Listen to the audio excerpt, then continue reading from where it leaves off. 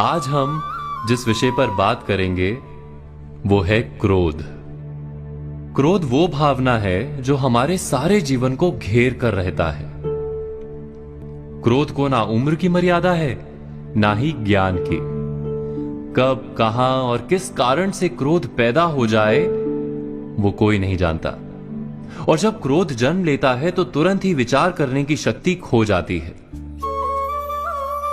बुद्धि पर अंधकार छा जाता है।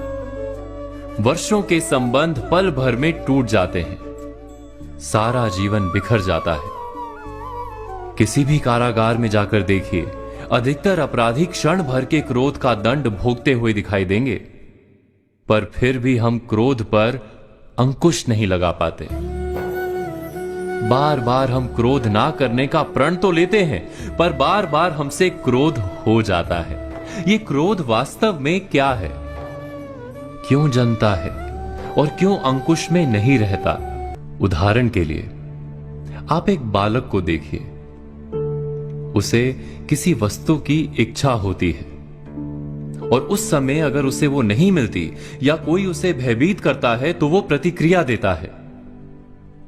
बालक की प्रतिक्रिया क्रोध है, क्योंकि बालक निर्बल है, निसहाय है। बालक अपनों से बड़ों को अपने वजूद का एहसास, अपने अस्तित्व की प्रतीति करवाने का प्रयास करता है क्रोध के माध्यम से। बड़े होने पर भी हम क्या ऐसा ही नहीं करते? क्या क्रोध हमारे भीतर बैठे बालक का प्रतिभाव नहीं?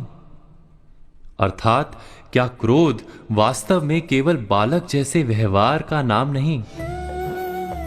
जब अहंकार को घाव होता है, जब भय लगता है, जब कोई वस्तु हमें प्राप्त नहीं होती, तब हमें क्रोध आता है, ठीक किसी बालक की भांति। हम जानते हैं कि आईने के सामने खड़े होकर मुंह बनाने का खेल बालकों को शोभा देता है, बड़ों को शोभा नहीं देता। फिर भी हम बालक की भांति क्रोध करना बंद नहीं करते। हम अनुभव से जानते हैं, दूसरों को देखकर बता सकते हैं कि क्रोध से कभी कुछ प्राप्त नहीं होता। सम्मान हो, संपत्ति हो, प्रेम हो या सुरक्षा हो, क्रोध से नहीं मिलता। मिलता है तो प्रयासों से, कार्य करने से, बुद्धिपूर्वक विचार करने से। मनुष्य मात्र अपनी आदतों के अनुसार ही जीता रहता है। क्रोध भी आदत बन जाती है। हमारे चाहते हुए भी हम अपने प्रतिभावों को रोक नहीं पाते।